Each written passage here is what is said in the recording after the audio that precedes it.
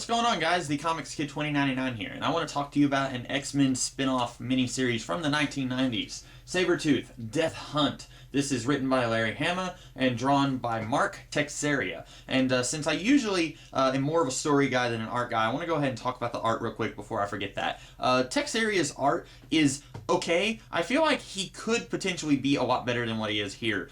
His style that he uses here is very scratchy. That's the best way that I can describe his artwork. I can find some good examples here. His art is kind of like that. It kind of reminds me of artists like Sam Keith or Dave McKean. If you've read Arkham Asylum, A Serious House on a Serious Earth by Grant Morrison and Dave McKean, the style is a lot like that. Or Sam Keith, who did The Max from Image Comics in the 90s. Or he also did another Arkham Asylum miniseries called Madness, which was quite a bit more recent than the Grant Morrison Arkham Asylum. But this kind of scratchy, really hazy style doesn't really do it for me. I'm not a huge fan, but at the same time, I feel like this kind of style is not necessarily inherent to an artist. Sure, you have guys like Sam Keith and Dave McKean. They pretty much always work in that style, but I think that people like this, they could potentially grow out of that style, and I could come to like their art a lot more if they weren't working in this style. So getting right into the story itself, this is a 4-issue miniseries where basically Sabretooth is kidnapped by this guy in a robot suit who puts a bomb in his chest and says, you need to go and kill Mystique, and then I will take the bomb out of your chest. And that's the basic plot. And then Sabretooth goes to kill Mystique, but then she tells him that they actually have a son together, and then the son is the one who actually put the bomb in Sabretooth's chest. So then instead of killing Mystique, he goes back to America to find his son, and then get the bomb out of his chest, and then get revenge on his son for trying to use him in the first place. And this is an okay story. I think it's more notable for all the stuff that it adds to the X-Men mythos that wasn't there originally. This is more or less the first appearance of Graydon Creed. He had actually been mentioned a couple times before. There was a Strife's Files. I actually have that issue somewhere that was basically just Strife's bios on most of the main X-Men characters, and he had briefly mentioned Graydon Creed there, and then I think Creed had actually showed up in Uncanny X-Men before he showed up here. But this is the first confirmation that this is Sabretooth's son. I'm not entirely sure, but I think this might actually be the first time that Sabretooth's real name is actually given. I could be way off the mark on that, because Sabretooth is not originally even an X-Men character. He first appeared in the Iron Fist comic by John Byrne and Chris Claremont, and then Claremont had this habit of whenever he would create a character for another series, and then that series ended, or he was off of that series, he would eventually bring that character onto the X-Men world. He did that with Mystique, Deathbird, Miss Marvel was a recurring character in the X-Men book for a long time. He did it with Sabretooth. There were all these characters that appeared elsewhere, and then he brought them into the X-Men, and then they became known as X-Men characters. Longshot, although he didn't actually work on Longshot, but Ann Nocenti was editing X-Men at the time. He did that a lot, and so for all I know, I haven't actually read any of Sabretooth's pre-X-Men appearances. For all I know, his name was given there, but it seems to me that since this miniseries plays it as a big surprise, whoa, Graydon Creed is Sabretooth's son, it seems to me that him being revealed as his name is Mr. Victor Creed, it seems like this would have been pretty soon after that revelation, or this would have been the revelation itself. The other big thing that this kind of adds to the X-Men mythos, there is a telepath here. Her name is Birdie, and she is basically Sabretooth's sidekick. She exists to ease his pain, I guess you could say. She will go into his mind and kind of sort out all the mess that's going on there, because Sabretooth, a lot like Wolverine, who around this time, Larry Hama in the Wolverine ongoing title was revealing that Wolverine had a lot of amnesia, and a lot of his memories were gone and messed up, and there was false memories and stuff like that. Sabretooth has all of that going on as well, because they were both part of the same program where they were brainwashed and then new memories were added, etc. Birdie exists to basically ease Sabretooth's pain, and it's a very abusive relationship. Sabretooth is not very nice to her. He throws her around, literally picks her up and throws her across the room, and then at one point she betrays him. She calls in Graydon Creed's people, and it's not until near the end of the miniseries that we actually find out it's Graydon Creed who's behind all this, but she calls in his people, and she's like, okay, he's upstairs, you guys kill him, and then I can be free of him. But then she winds up having to work with him anyway. If she doesn't, he will 100% kill her, and then if she does does work with him, he will only maybe kill her. And then she is killed by the end of the story. Graydon kills her and basically says, now you don't have anyone to soothe your pain. He did it just to hurt Sabretooth. And that was a really weird thing. I'm going to talk about that in a minute, this whole idea of giving someone like Sabretooth his own miniseries, but it was really strange to me that at the end of this miniseries, Sabretooth doesn't just slice Graydon's throat, he just leaves him there and says, I'm going to keep my eye on you.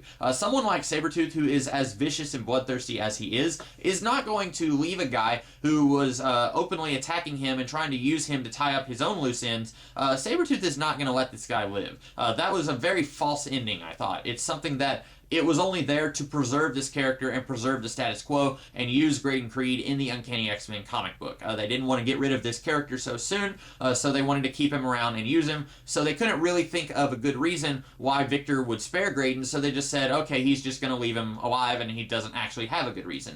But at the very end of the book, Graydon says, you don't have anyone to ease your mind telepathically now. So now what are you going to do? You're just going to be in constant pain all the time. And Sabretooth says, I know a few people who can help me, but it's going to take some convincing. And that is actually a big part of Sabretooth and the X-Men and their relationship a couple of years later. If you've read, I want to say it's the Wedding of Cyclops and Phoenix. That has all been collected in trade paperback, a big 12 or 16 issue trade paperback, a pretty big tome, if you will.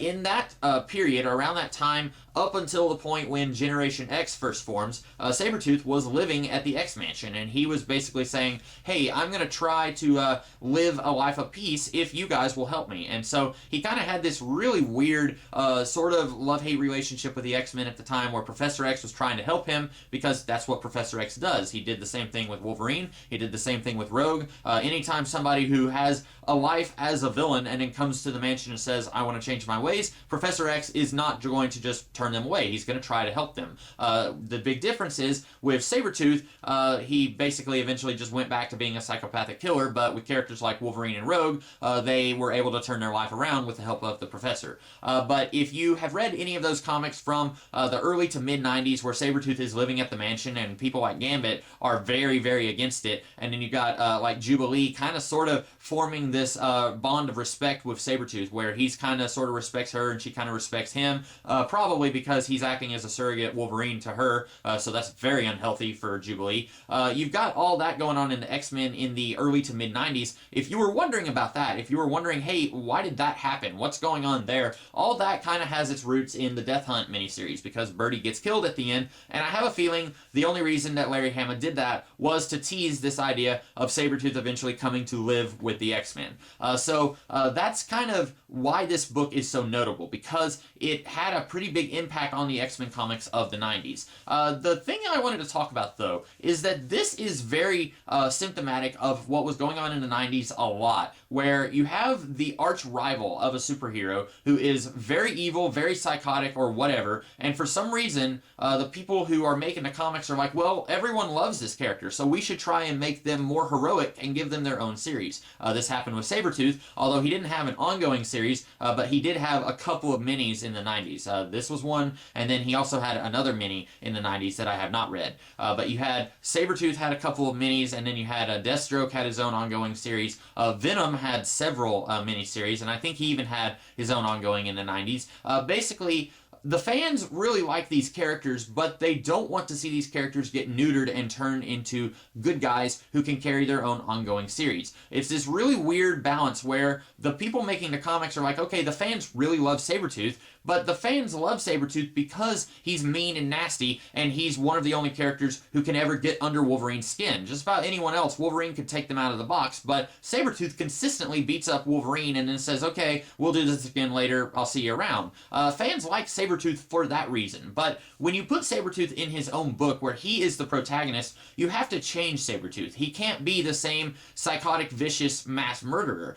He is quite a bit more vicious and feral and psychotic than Wolverine is, who, by the way, Wolverine does show up in this book. It absolutely serves no purpose in the story. I have a feeling they only wrote Wolverine in just to increase sales. They were thinking, well, maybe people will buy more if Wolverine shows up. But there's this one point where Sabretooth is eating dinner with Mystique, and it, by the way, has one of the funniest panels in the whole book. I'd try and find it now, but I don't think I'd be able to find it, where they're right outside this restaurant, and Sabretooth is about ready to kill Mystique, and she's like, why don't we all calm down, we'll go inside and we'll eat, and then the waiter says, would the gentleman like a house cravat? And then the next panel we see Sabretooth is in his costume, this costume right here with the fur and everything, and he's got a necktie on.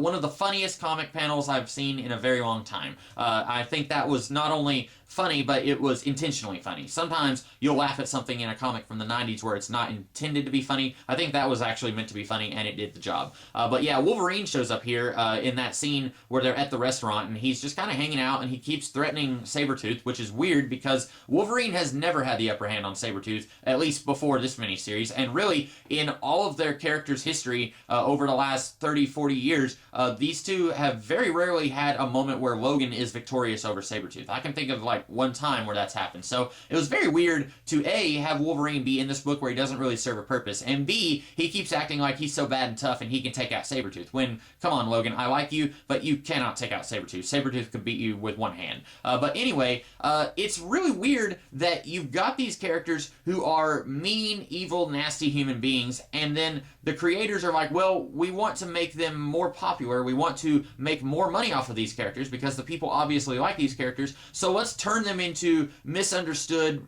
antagonists or misunderstood anti-heroes, and then we'll give them their own series. And in some cases, I think that can work out. Deathstroke the Terminator, I think, is probably the best example of that working, because although he did try to murder the Teen Titans on multiple occasions, although he used and manipulated a teenage girl and used her as a weapon against the Titans, and she wound up dead, although he did some very terrible things, he was, at the end of the day, just a mercenary. And so it makes sense that he could headline his own series, because he's not going out and murdering people just for fun. He is murdering people, and presumably he murdered some innocent people for some quick cash, but he's not as unredeemably evil as, say, Venom and Sabretooth. So it's really weird that the X-Men books at the time were trying to make Sabretooth into more of a protagonist in his own right, in the same way that Wolverine had been made a protagonist for quite a while. But this is kind of a topical book to be talking about right now, because over the last year or two, Sabretooth has been made into more of a good guy. But while I didn't read the Axis event, which ended up having several good guys and several bad guys, their personalities were kind of altered. So you had someone like Tony Stark, who was inverted to be more of a selfish jerk. He's not a supervillain, he's still a superhero, but he's more selfish and a little bit, he's basically just the opposite of what he used to be. And then you have someone like Sabretooth, who by the end of the book, he remained inverted. And now, he's basically kind of Wolverine, just with a much darker past. Wolverine has a dark past, but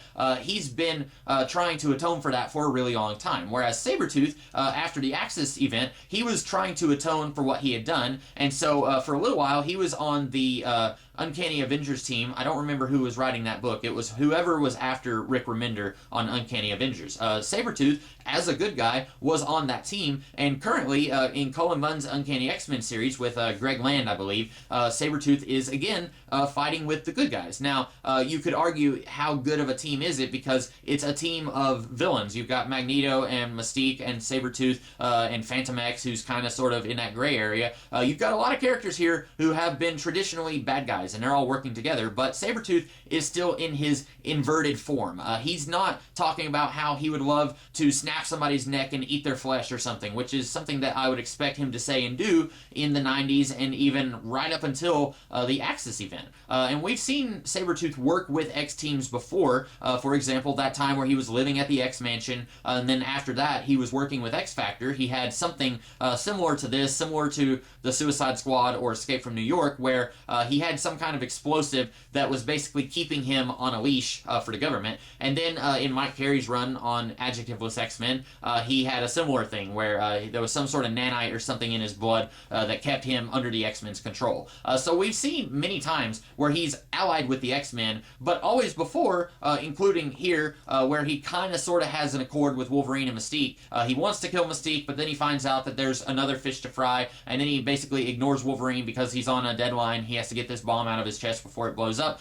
He's kind of sort of working with these guys, and then all those other times I mentioned, but he's still evil and psychotic, and at a moment's notice, if this safety feature that's inside him goes away, then he will murder you very savagely. And so I kind of am interested, and this doesn't really have anything to do with Death Hunt, but I'm kind of interested in seeing in the current X-Men comics, how long is Sabretooth as a good guy going to last? Because you look at, say, Emma Frost. Right around this time, Emma Frost had just been sort of turned into an ally of the X-Men. She had been, for about 10 years, an enemy of the X-Men. But then around this time is when she was sort of softened a little bit, and then she became a mentor to Generation X. And I imagine the people who were reading X-Men comics around this time were saying, there's no way that Emma Frost is ever going to be a good guy. This is the person who kidnapped Kitty Pryde, and she tortured Storm, and she on multiple occasions attacked the X-Men. There's no way she's ever going to join the X-Men. Now here we are, and Emma Frost has been a good guy for about 25 years, and she was only a bad guy for about 10 years. So it's very possible that Sabretooth will eventually become just known as a good guy, especially since we don't have normal Wolverine around. We've got X-23 filling the role of Wolverine, and then we've got an older version of Wolverine from a parallel timeline, so we don't actually have the Wolverine around anymore. So Sabretooth, as a good guy trying to atone for all the stuff that he's done, that's kind of our surrogate Wolverine. And so I felt like as I was reading this, it was kind of topical, I guess you could say, that I'm reading about Sabretooth, where he's kind of sort of played as being less evil than he usually is, because there are times where he does stuff where I'm thinking, why didn't he just kill that person? He very easily could have killed that person, and it would have been in character for him to have killed that person. But he's almost less evil here than he was normally, and I was thinking, well, hey, that kind of reminds me of the post-Axis Sabretooth. But anyway, those are my thoughts on the Sabretooth Death Hunt miniseries. I thought it was okay. It's not a particularly good story. I think mostly if you are wanting to read it, the only reason that you would want to read it is if you are really into X-Men continuity and you really want to see the seeds of some of these other X-Men plots from the 90s kind of getting their start here, like Graydon Creed kind of being an enemy of mutant kind and Sabretooth coming to live with the X-Men for a little while. Those subplots get their start here, so if you're interested in seeing that, that would really be the only reason that I could see that you would want to read this book. It's not a terrible story, but it's also not a very good story. It is one of those 90s comics where, hey, let's give this irredeemable bad guy his own comic book series where he's less of a bad guy because he's not fighting the superhero, and it's also really hard to make a serial killer a protagonist of his own series. So overall, I would say it's alright, but it's not the best story that you're ever going to read with Sabretooth. I think there's other stories out there that are better with this character that you could read. So those are my thoughts on Death Hunt. I hope that you guys liked this book, or liked this video. If you did like this video, be sure to like, share, comment, and subscribe, and I will be back later on in the week with some other videos. In the meantime, you guys have a great rest of your day. Catch you later.